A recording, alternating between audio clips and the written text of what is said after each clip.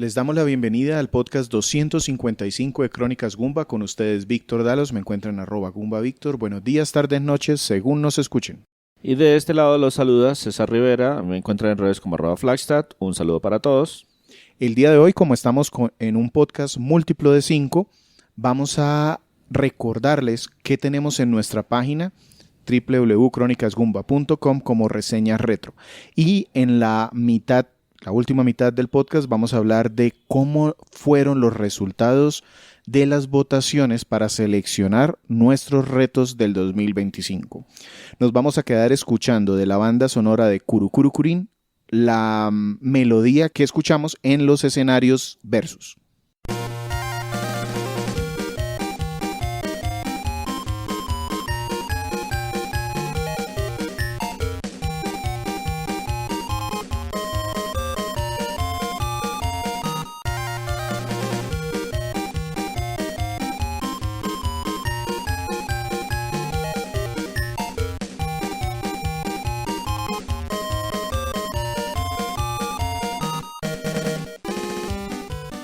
Crónicas Goomba es un podcast que encuentran en el gestor que ustedes manejen. Les agradecemos muchísimo sus comentarios, su interacción, estrellitas, corazones, suscripciones, compartir.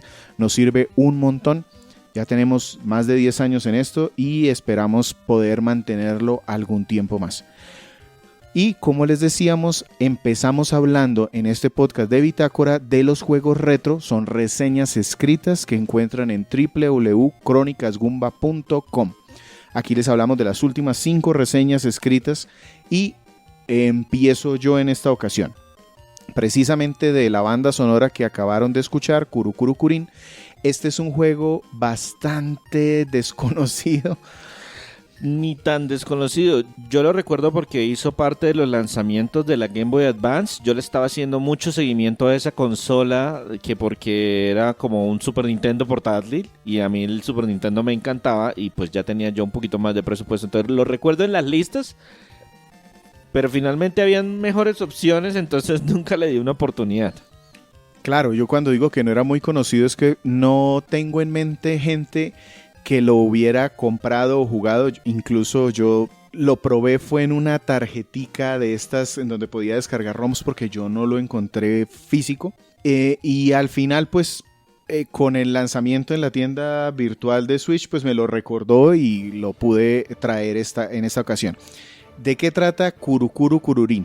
Realmente es un juego de acertijos, pero en donde hay una física constante, es un laberinto y nosotros estamos viendo una especie de hélice, un palito que está rotando permanentemente.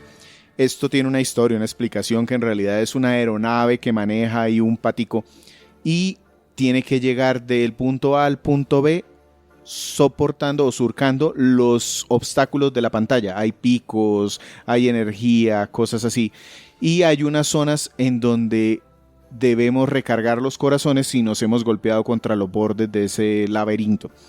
Es un juego sencillo, relativamente corto, pero gráficamente muy bonito y muy resultón, porque lo vemos desde una vista cenital. Nos marca muy claramente cuál es la hélice, cuáles son los bordes, cuáles son los puntos en donde podemos recargar. Podemos cambiar la dirección de giro de la hélice si golpeamos unos bumpers que están ubicados en algunas partes del escenario. Entonces todo eso es muy fácil de identificar y nos muestran protagonista nuestro cómo se está moviendo de mundo en mundo. Entonces vamos que del bosque a la caverna, al escenario mecánico, al escenario estelar, cosas así. Y la verdad lo disfruté muchísimo en su momento, tanto que pues de principio a fin hasta pasarlo. No es fácil conseguirlo actualmente.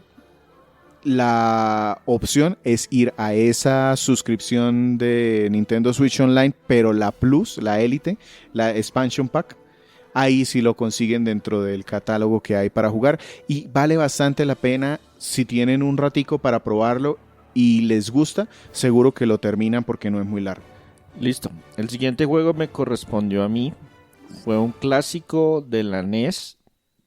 Uno de esos juegos que la gente le tiene cariño porque tiene como el síndrome de Estocolmo. Que ya se siente que está atrapado por el juego y que me tiene que gustar a las malas. Estoy hablando de Friday the 13th, o Viernes 13, para los amigos. Es un juego que curiosamente fue desarrollado por Atlus en sus primeros años y publicado por una empresa que se llamaba LJN, que era reconocida en el medio porque se encargaba de hacer ports o de publicar juegos con licencias de películas para la NES y posteriormente para la Super NES, que eran terribles. Sí, con resultados no muy auspiciosos. Exacto. Entonces, este juego cayó dentro de eso. Tiene muchísimos problemas, sobre todo de traducción. Las instrucciones que le dan a uno en la pseudohistoria que hay en el juego están mal. O sea, empezando porque el mensaje que le dice, hay que hacer esto, no, eso no es lo que hay que hacer. Y el manual no ha ayudado en absolutamente nada. Entonces es un juego que muchos, los que lo recuerdan con cariño, es porque, mejor dicho, tenían que intentarlo, porque esos es esos juegos que uno se estrella contra el juego. Hay pocas instrucciones, el nivel de dificultad es alto y no es uno de esos juegos que le da a uno tiempo para experimentar, porque uno casi todo el momento está corriendo contra el reloj, porque Jason puede aparecer en cualquiera de las cabañas del campamento Crystal Lake a matar a los niños que estamos cuidando o a los personajes que nosotros estamos controlando. Podemos controlar hasta 6 personajes. Cambiamos entre ellos visitando las diferentes cabañas. Recorrer el mapa era complicado, visualmente no era muy llamativo, tenía muchísimos problemas, al punto de que está dentro de las listas de los peores juegos de la consola de muchas publicaciones, pero últimamente se ha reivindicado un poco en la medida de que ahora sí contamos con instrucciones. Ahora si ustedes van y miran un tutorial o una guía o algo por el estilo, ya saben exactamente cuáles son los objetivos del juego, cómo sobrevivir los ataques de Jason, cuál es la mejor forma de atacarlo, cómo conseguir las mejores armas, y ese tipo de cosas facilitan mucho la experiencia y lo hacen un poquito más llevadero, y por eso no es uno de los desastres. Definitivamente no es de los peores juegos de la NES, pero sí es mecánicamente bastante complejo y por eso tiene tan mala fama. No, aquí sí hemos hablado de desastres de la NES. Siempre me acuerdo de los cazafantasmas. Uy, eso es ese sí es un desastre de la NES. Pero ahí está, Friday the 13th. Obviamente no ha recibido nuevas versiones porque todos sus juegos licenciados están perdidos en el olvido. Y tampoco es fácil de conseguir. Y es relativamente sencillo de conseguir si solamente están buscando el cartucho. Porque al ser una franquicia conocida, relacionada con un producto importante como una película que definitivamente no era para niños, el tiraje fue relativamente bueno, y si no quieren una versión completa con todas el cartucho se consigue más o menos fácil. Perfecto, entonces vamos ya como por la mitad del tercero de los juegos en reseñas escrita en nuestra página. Es Mario Party 2, un juego de Nintendo 64. Salió en el año 2000 para la consola y yo le tengo mucho cariño a este juego porque lo pude jugar con amigos. Para quienes no conozcan, Mario Party es un juego de tablero traducido a videojuegos. ¿Un juego de la Oca? Sí, correcto, en donde hay un camino, debemos lanzar dados y al final de que todos los concursantes lanzan sus dados hay un minijuego. En el tablero aparte hay diferentes opciones, que si ganan o pierden monedas, que si se activa un riesgo o un peligro del tablero. Premios y recompensas, premios y también castigos. Premios y castigos. Y el objetivo aquí es recolectar unas estrellas, hay que comprarlas, entonces se para un toad en algún lado del tablero y el primero que llegue, si tiene suficiente dinero, puede comprar la estrella. Hay unas rondas definidas y cuando terminen esas rondas, el que más estrellas tiene, gana. Pero este juego es súper tramposo porque uno puede activar unas estrellas de premio que la computadora le da como le da la gana a cualquiera de los jugadores. Que muchos dicen que esto es más del 50% del juego es suerte y el otro restante es habilidad, entonces eso puede frustrar a muchas personas. Y es de estos juegos que yo recuerdo que sí nos ponían a pelear entre amigos porque uno puede, en lugar de jugar a ganar, tratar de jugar a entorpecer el juego de los demás, robarle estrellas, en los minijuegos sabotear al otro, ponerse de acuerdo a todos para perjudicar al que va ganando, correcto. Entonces por eso es bastante divertido y aparte mejora bastante lo que se hizo en el primer Mario Party. Los personajes aquí se ven un poquito mejor, no deja de ser Nintendo 64, entonces pues los polígonos son bastante crudos, pero aquí ya hay mejor decoración en los escenarios, en los minijuegos, que los minijuegos son cosas tan sencillas como presionar el botón muy rápido para inflar un balón o seguir una ruta con el stick para no salirse y el que mejor lo logre, o contar una cantidad de fichitas en la pantalla y el que se acerque más al número definitivo. Eso es. Este juego es recordado porque muchos de sus minijuegos han trascendido a lo largo de la franquicia y ahora en el último Mario Party Jamboree hay muchos juegos que vienen desde la versión de Mario Party 2. Está también en el paquete de expansión de Nintendo Switch Online y el cartucho, particularmente no es tan costoso porque se produjeron bastantes unidades.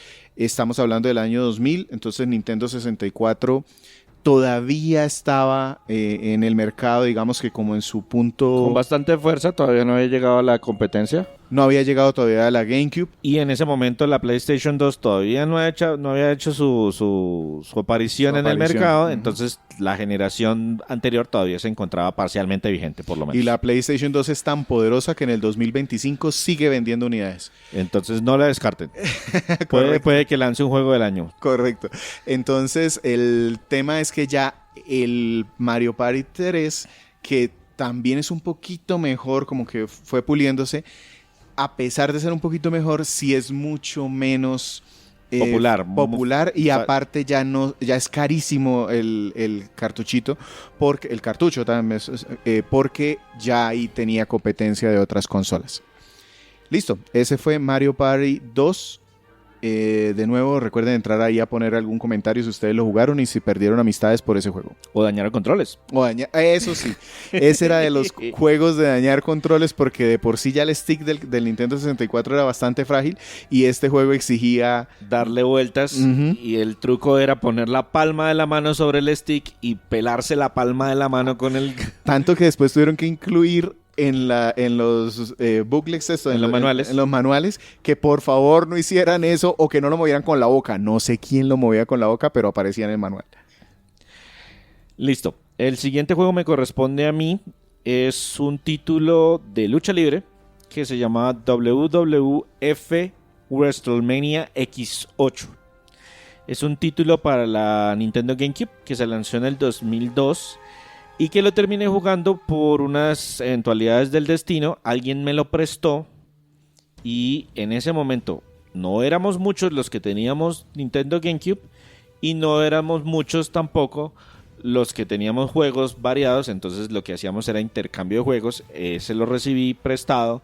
Yo tenía 2 controles, el dueño de la consola tenía un tercero, jugábamos entre 3 y es un juego que se lanzó en exclusiva, es exclusivo de la Nintendo GameCube y estaban en ese momento como en un proceso de unir las franquicias. En la generación anterior, si ustedes lo recuerdan, la WWF lanzaba los títulos para la PlayStation, WWF Raw y todo ese tipo de cosas, y los juegos para Nintendo 64 los lanzaba THQ, desarrollados por una empresa que se llamaba Aki, y tenían motores muy diferentes. Se sentían muy diferentes los juegos de PlayStation versus los juegos de Nintendo 64. Y a partir de esta nueva generación, la empresa que se quedó con todos los derechos era la misma y empezaron a fusionar poco a poco los motores. Entonces el desarrollador de esta empresa fue Yukes, que era el que hacía normalmente los juegos de WWF, y el motor es como una mezcla entre los dos porque se trajeron empleados del otro lado, etcétera, etcétera. Entonces es un juego que se siente como un poquito pobre porque en el cambio generacional les faltó completar el contenido, mejorar el motor, ajustar el tema de los gráficos. El modo de carrera era bastante pobre, era muy sencillito, vamos a luchar por unos cinturones y etcétera, etcétera. Tenía varias modalidades de que en jaula y royal y todas esas cosas, pero todo eso ya venía de antes. Tenía un roster o una plantilla de peleadores bastante populares, era el regreso de Hulk Hogan después de hace muchos años de aparecer en juegos de WWF, como de los 16 bits no aparecía en la plataforma. Entonces tenía muchos de esos elementos llamativos, pero a la vez también se sentía un poquito pobre en cuanto al contenido final disponible. Cosas que arreglaron mucho más en la siguiente entrega, que ya no jugué, porque este juego, lo que les digo, lo conseguí porque alguien me lo prestó. Pero es un juego que se quedó exclusivo para la Nintendo GameCube, que es relativamente fácil de conseguir en su versión Nintendo's Players, porque eso tiene una novedad y es que el juego original salía con un personaje en la carátula y el contrato de ese personaje con la empresa se acabó y entonces lo cambiaron por otro. Y lo otro es que la empresa cambió de nombre. Si ustedes se acuerdan, WWF estaba en una lucha por su nombre con la World, no sé qué. Forest. No sé. Sí, algo de World Life, algo de vida salvaje. El del panda, no recuerdo el nombre ahorita, pero sí, es un logo de un panda. Sí, exacto. Y terminó llamándose WWE World Wrestling Entertainment. Entonces las carátulas cambiaron y entonces vendió también que se alcanzó a lanzar una versión de Player's Choice y eso le permitió que sea relativamente sencilla, pero pues como sucede en muchos de estos juegos que se lanzan de manera frecuente, las versiones posteriores pues tienen más contenido, más personajes, más modos de juegos, mucho más refinados. Entonces, de pronto, esas otras versiones son más completas y más recomendadas. Y esta generación fue como el pico PlayStation 2, GameCube, en donde los juegos de lucha eran los multiventas en ese momento porque la gente realmente los jugaba, sobre todo multijugador. Sí, y casi siempre los primeros juegos de la generación, sean cuales sean esos juegos, así no sean los mejores, normalmente cuando hay un cambio de generación, se justifica volver a empaparse en las franquicias.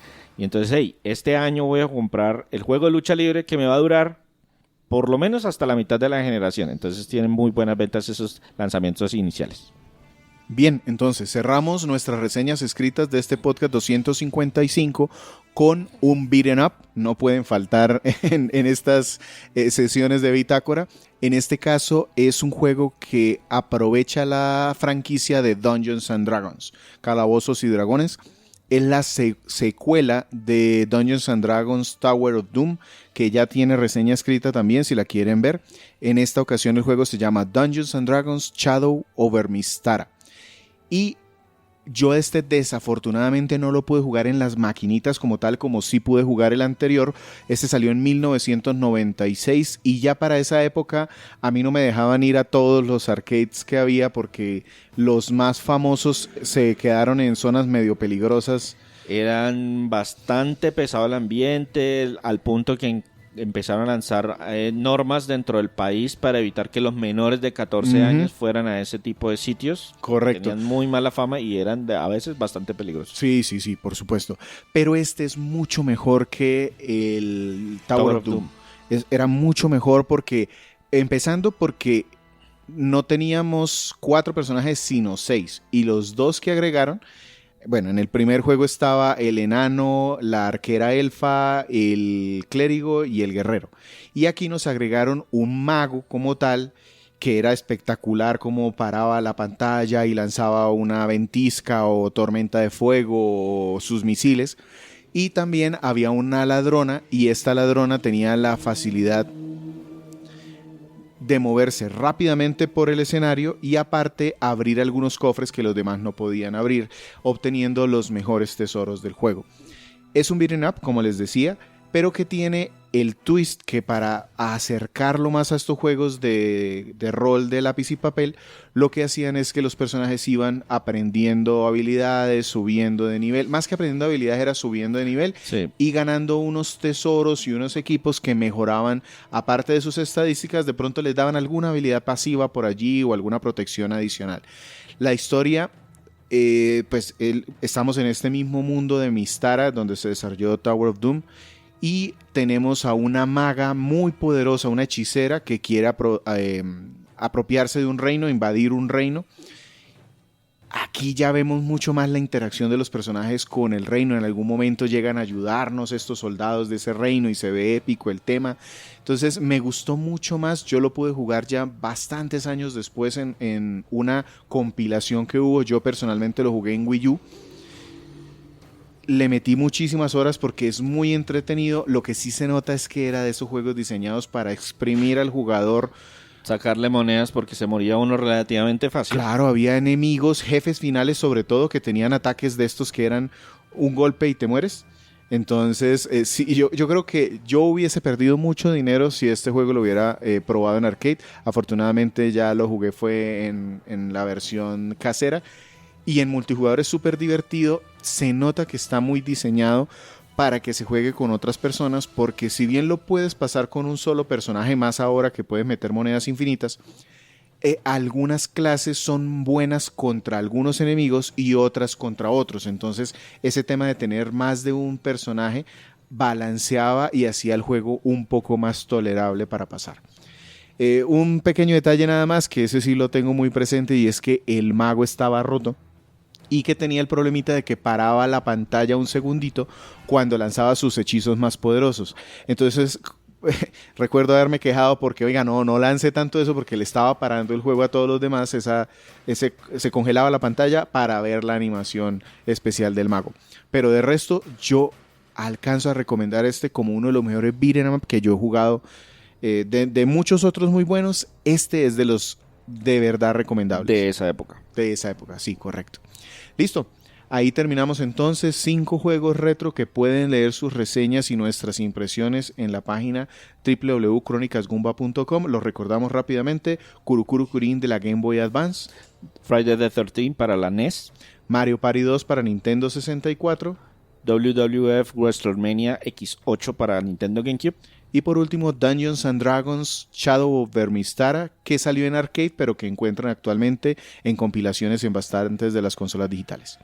Bien, con esto pasamos entonces a la segunda parte de nuestro podcast, que es anunciarles quiénes fueron, primero agradecerles muchísimo sus votaciones y decirles cuáles juegos van a salir de nuestro backlog en el 2025 gracias a esos votos en diferentes plataformas. ¿Qué nos quedamos escuchando, don César? Vamos a escuchar de la banda sonora de Atlas Fallen una canción que se llama The Next Battle.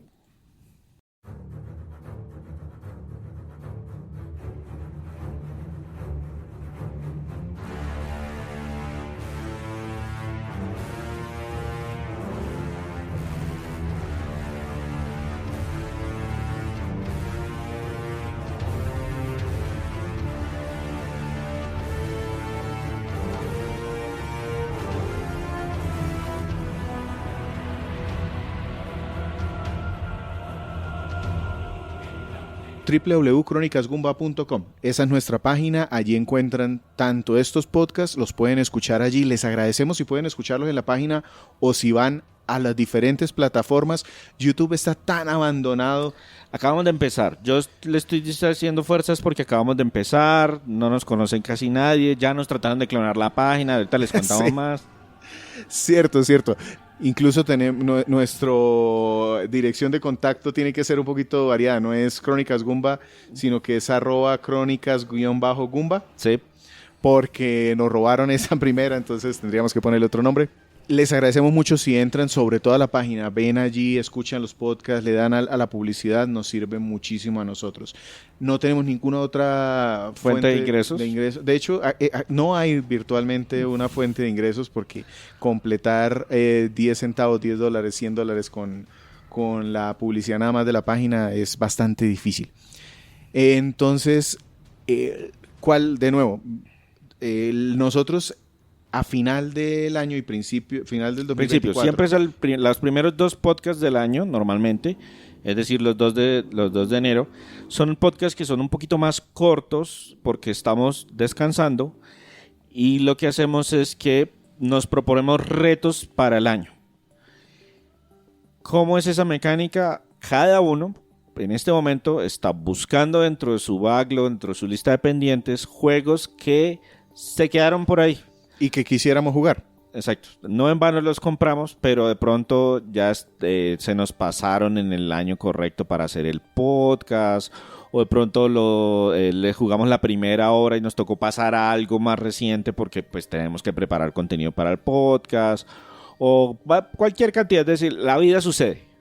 Entonces esos juegos se nos quedan ahí en nuestra lista de pendientes y definitivamente no queremos que se queden ahí para siempre. Entonces lo que hacemos a principios de cada año es que Víctor selecciona de su lista de pendientes, que no es para nada pequeña, igual que la mía, 4 títulos.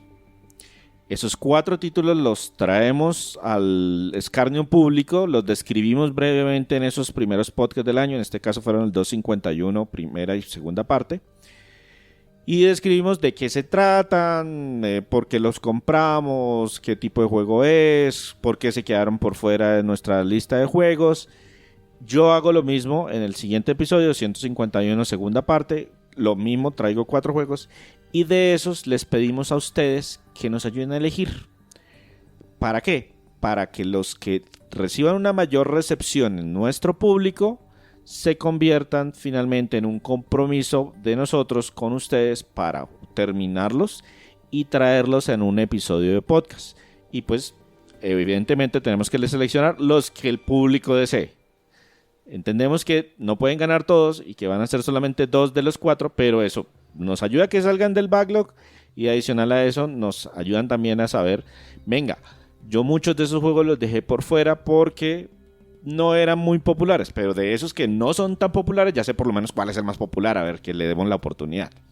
Correcto, esa fue como la motivación y además porque en años anteriores hacíamos unos compromisos, pero como que se quedaban en el aire y este podcast realmente es como una excusa para jugar y contarle, en mi caso a César aquí que lo tengo al frente en esta ocasión y a ustedes a través del audio, cómo nos pareció el juego, qué nos gustó, ya que es el hobby al que más tiempo le dedicamos, sin duda.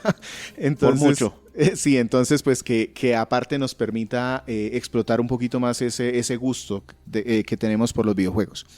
Sin más, entonces empecemos a hablar de los juegos y cuáles fueron los resultados de esa votación. Voy a empezar con los míos, que fueron los primeros que se pusieron a votación. Esto fue a través de la página web, una encuesta, y a través de X. Ustedes pudieron votar ahí durante una semanita y sumamos esos votos. Entonces todos podían votar un par de veces, incluso si querían. Si tenían cuenta en X y también tenían cuenta en Google o en Gmail, esencialmente tenían 2 oportunidades de mover la balanza para un lado o para el otro. Listo.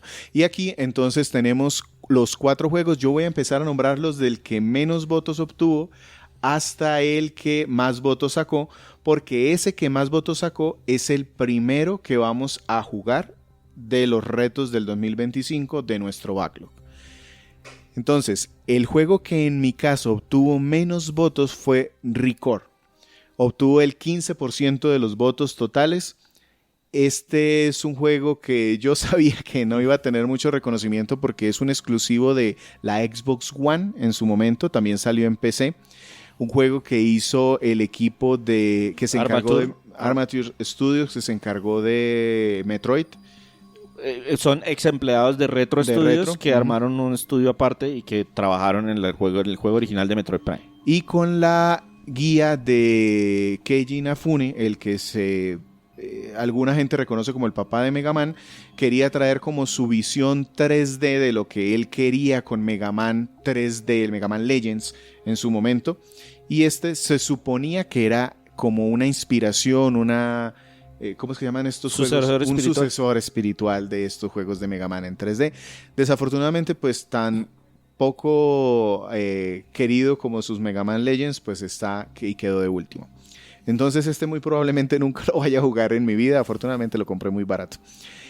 El otro que no vamos a traer de pronto, en algún momento me animo porque no es un juego tan largo, es un juego independiente que se llama Return of the Obra Dinn. Este obtuvo el 21% de los votos y es un juego de acertijos, es un misterio de una nave que llega a un puerto y sus pasajeros están todos o muertos o desaparecidos y la idea es que nuestro investigador con un reloj especial pueda ubicarlos. ¿Por qué digo que de pronto sí en algún momento me animo a traerlo? Porque es un juego independiente, me gustan mucho estas propuestas. Y además a veces tenemos episodios en los que podemos hablar de 2 juegos al tiempo, entonces si es un juego un poquito más corto, le podemos sacar de alguna forma el tiempo. Correcto. Y otra cosa muy particular es que al ser muy, muy, muy independiente, tiene un arte muy característico, muy blanco y negro. Se quedó por fuera. Pero entonces ahora sí ya vamos a hablar de los juegos que sí vamos a traer a podcast en el 2025. Me alegra muchísimo que con el 28% de los votos, el segundo juego en votaciones en mi caso es Soul Calibur 6. Este juego lo tengo desde el 2020, salió en realidad en el 2018, pero yo lo compré en el 2020 en este tema de pandemia porque dije, este juego me gusta mucho, la serie la hemos reseñado ya en ocasiones anteriores, sobre todo del 2 hablamos porque es como uno de los favoritos de pelea de su generación. La particularidad, juego de pelea en 3 dimensiones con armas y que además mezcla muchas culturas, correcto. Entonces aquí tenemos a una peleadora de Atenas que se enfrenta contra alguien de China y contra alguien de Japón y contra alguien por allá de algún barco de un pirata. Exacto. Entonces la idea es ver cómo mezclan, y este juego, a pesar de ser un juego de peleas que tienden a ser muy cortos, ya incluía, ya entró en esa esfera de que los juegos de pelea deben tener un modo de historia largo. Entonces aquí hay un modo de historia en donde tengo que utilizar a todos los personajes y yo me comprometo a pasar ese y ver si en el online todavía hay alguien vivo por allí. Soul Calibur 6, espero traerlo para la segunda mitad del año. Y mi ganador, por bastante diferencia, fue Yakuza 0. Yakuza 0, con el 36% de los votos. Sí sabía yo que era una serie famosa, una franquicia famosa, pero me animé a ponerlo aquí. Primero porque es un juego que ya tiene un tiempo, también salió por allá en el 2018, 2020, por esos lados, dependiendo de la consola en la que se haya visto. Tenía un poco de temor de ponerlo porque es un juego largo. Era el más largo de la lista de Víctor. Por bastante diferencia. Sí, estamos casi hablando, el triple estamos hablando promedio. de más o menos unas 60 horas para pasarlo con algunas cosas adicionales. Ya no para completarlo, pero sí ya empieza a ser bastantes horas. Y eso me anima a decirles que motiva que cambie un poquito la fecha en la que yo por lo menos voy a presentar el primer juego del reto. Va a ser en el primer semestre, pero no en febrero, como de pronto habíamos dicho nosotros al principio del año, porque no voy a alcanzar a terminarlo. Sobre todo porque tengo otros pendientes allí por sacar, entonces sé que esas 60 horas no las alcanzo a terminar de aquí a febrero. Entonces voy a esperar un poquito más. Yo creo que por allí para abril lo puedo terminar. Es un juego de mafia. Son 2 personajes. Es muy querido por la gente porque los 2 personajes más importantes de la primera parte de Yakuza, la primera arco de historia de Yakuza, entonces aquí está Kiryu y Majima, me cuentan sus orígenes. Entonces por eso estoy como muy emocionado, pero también un poquito preocupado porque sé que es un juego más largo y yo sé que César también intentó jugarlo y por algún motivo lo dejó. Sí, yo avancé un poquito, estaba como entretenido, pero hay tantos distractores que me dije, no, esto no estoy avanzando al ritmo que me gustaría avanzar y lo abandoné en cierto punto y por eso estoy un poquito de capa para caída con esa franquicia en general, porque todo el mundo me dice, oh, es genial, sí, pero es que hay demasiados distractores y no tengo mucho tiempo disponible. Estoy buscando de pronto alguno de esa franquicia que sea mucho más amigable con el tiempo y de pronto a ese le daría la oportunidad como para por lo menos terminar alguno en algún momento. Listo. Esos fueron entonces mis juegos. Les recuerdo los 2 que vamos a traer y les agradecemos muchísimo sus votos. Para la primera mitad del año Yakuza 0 y para la segunda mitad del año Soul Calibur 6. 2 juegos que sabía que me gusta mucho, me alegra mucho que hayan votado por ellos. Desafortunadamente los otros también los quería, pero pues qué bueno que estos sean los populares. Y como yo soy el que tiene los números acá, se los voy a ir leyendo a don César, también de abajo del que menos votación obtuvo, y ya él decide, lo voy describiendo. nos va dando la descripción. El juego que menos votos obtuvo es Star Ocean de Divine Force, obtuvo el 14% de los votos. Listo, este es un juego de rol y acción publicado por Square Enix en esa tanda de juegos que lanzaron como a finales del 2022, que pasó sin mucha pena ni gloria, que es intergeneracional, que está en múltiples plataformas y que es de una franquicia que es más o menos conocida. La franquicia es una franquicia legendaria, pero yo no veo que sea conocida por el gran público. Es más como por la gente que está muy metida en los juegos de rol. Y entiendo que muchas personas venían de un golpe muy duro con la franquicia, porque el juego anterior de la misma les destruyó parte de del lore del juego. Como, hey, al final todo es un sueño. Y no, ¿cómo así? Llevo tantas horas metiéndole a esto y cómo así que al final todo es un sueño. Entonces también venía un poquito golpeada por ese estilo. Visualmente pues tiene sus limitaciones por ser multigeneracional. Y lo compré en uno de esos descuentos y veo que no prosperó.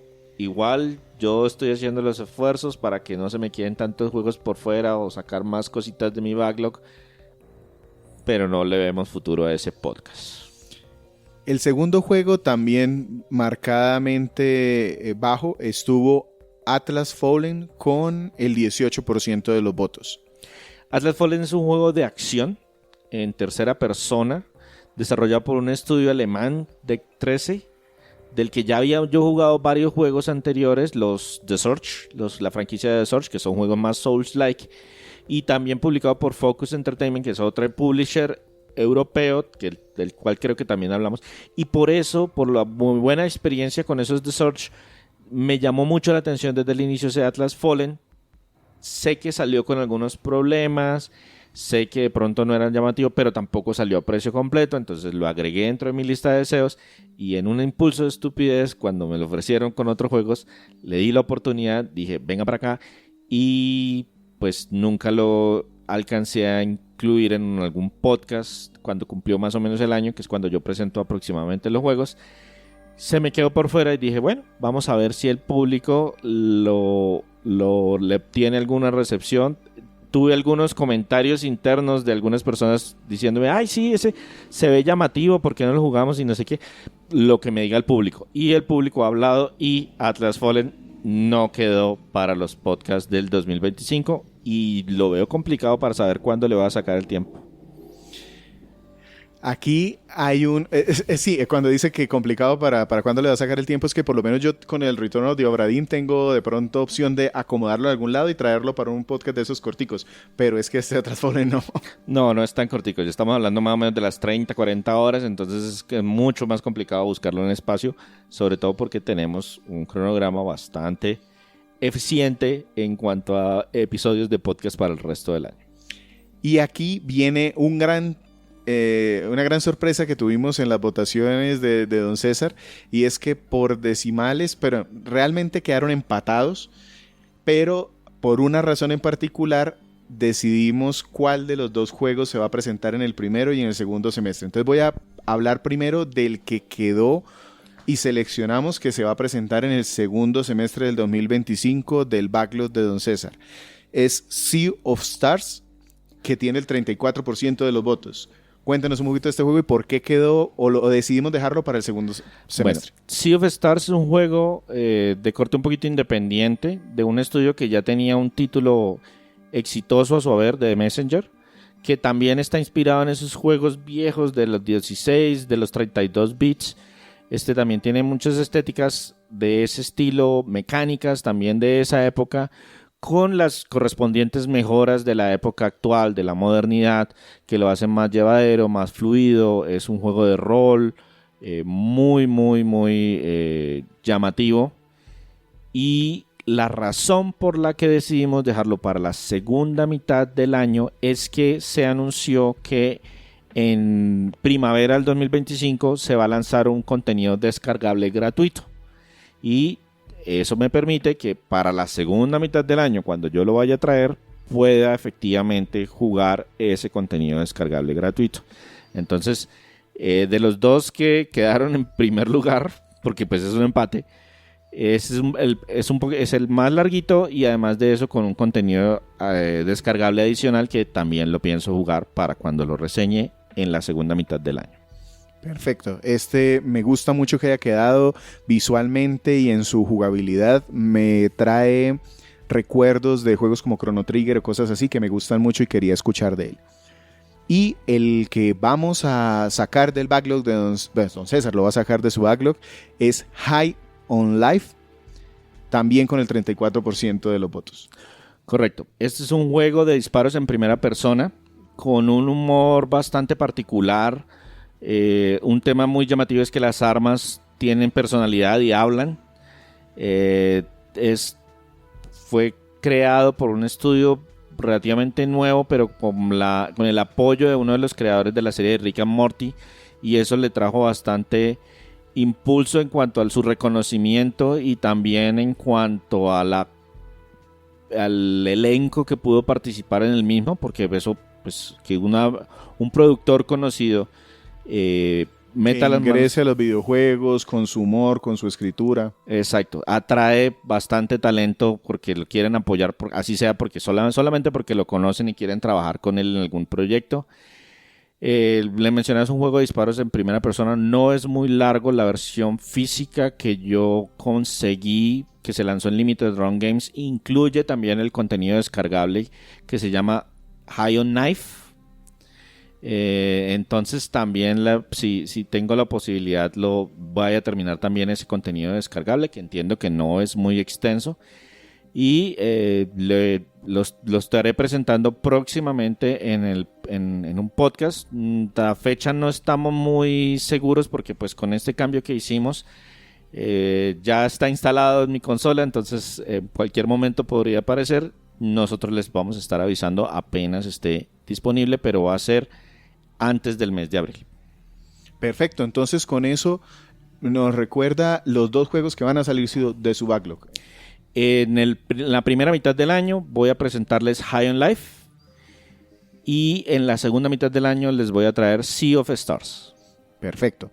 De nuevo, les agradecemos muchísimo a todas las personas que se acercaron, que participaron.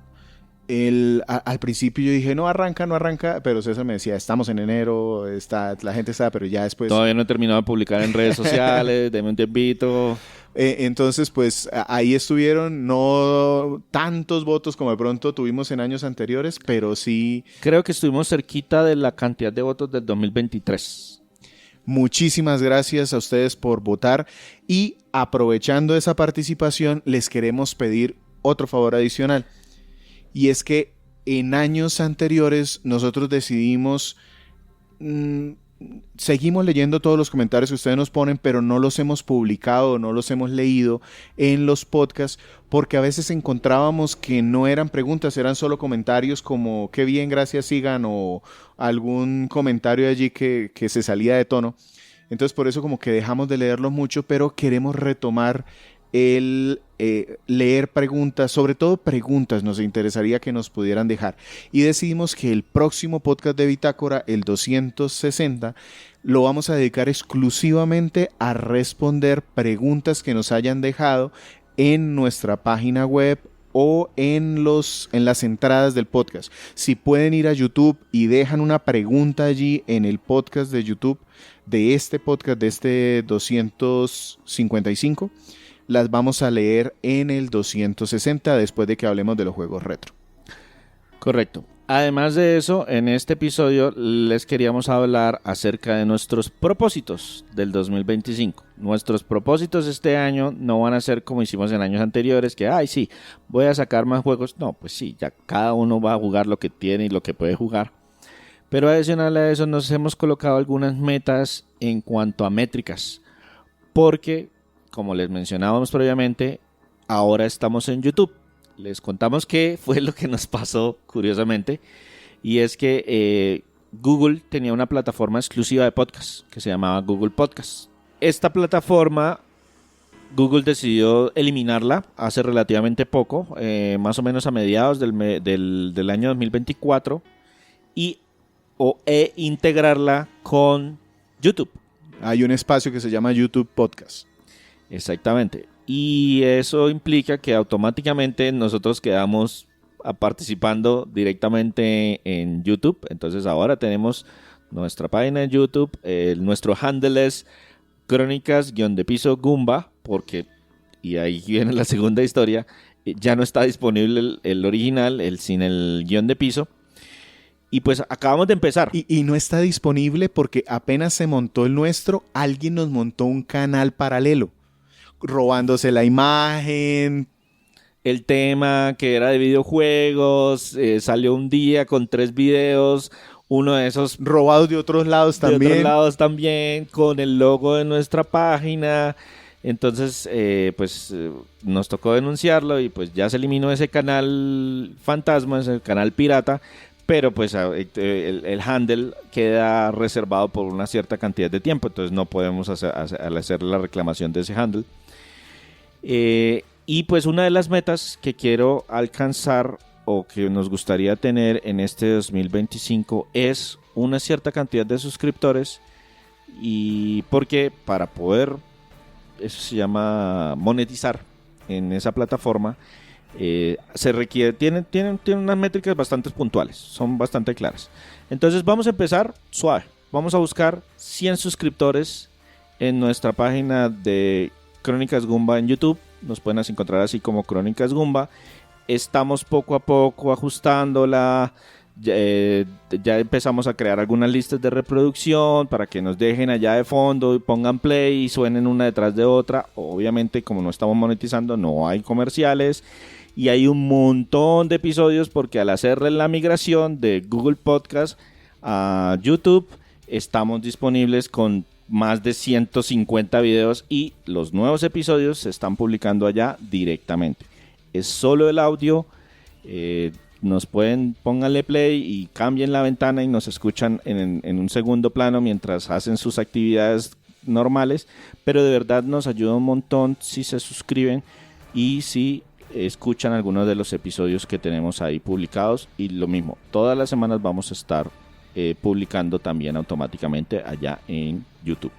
Y para este tema de preguntas, precisamente para motivar un poquito este tema de las suscripciones, las preguntas que ustedes pongan ahí, los comentarios que pongan ahí, vamos a buscar acomodarlos en los capítulos, en los podcasts de Bitácora. Entonces vamos a dividir esto un poquito más, sacarles el espacio para leer esas preguntas. Y si hay alguna pregunta que nos genere un tema, de hecho nos ayudaría un montón para que esta segunda parte, la segunda mitad del podcast, podemos sacar los temas de esas preguntas que ustedes nos dejen. Correcto, entonces ese va a ser uno de nuestros propósitos del 2025. Queremos darle más espacios a la comunidad. También estamos examinando en todo momento algunas otras alternativas. Como mencionaba Víctor, llevamos trabajando ya 12 años en el podcast y en la página web. Lo hacemos por puro amor al arte, pero también estamos examinando algunas y para tener una excusa para hablar, porque si no hacíamos sino hablar de temas que no son videojuegos. Exacto. Y entonces una alternativa que también estamos examinando es diferentes mecanismos de monetización para un futuro no muy lejano. No queremos utilizar esa de que sí, episodios exclusivos para suscriptores o cosas por el estilo, pero sí nos gustaría que de pronto, si tienen alguna sugerencia de qué les gustaría recibir, si en caso de que en algún momento hiciéramos algún tipo de monetización extra, es una muy buena respuesta que nos pueden dejar abajo en los comentarios. Si están en YouTube, si están en Spotify, también se pueden colocar comentarios en Spotify o en cualquiera de las plataformas. Nosotros vamos a estar muy pendientes de todas sus participaciones. Prioridad a YouTube en este momento por la meta que nos pusimos nosotros. Listo. Ese sería nuestro episodio 260, Víctor. 255 y el 260, leerles sus comentarios. Exacto. Muchísimas gracias. Con ustedes, Víctor Dalos. Me encuentran @GoombaVictor. Muchas gracias por escucharnos el día que haya sido hoy. Y de este lado se despide César Rivera. Me encuentran en redes como @Flagstad. Un saludo para todos y los esperamos la semana entrante, donde vamos a tener un invitado que nos va a hablar de un juego o de una versión definitiva de un juego de un poquito más viejito.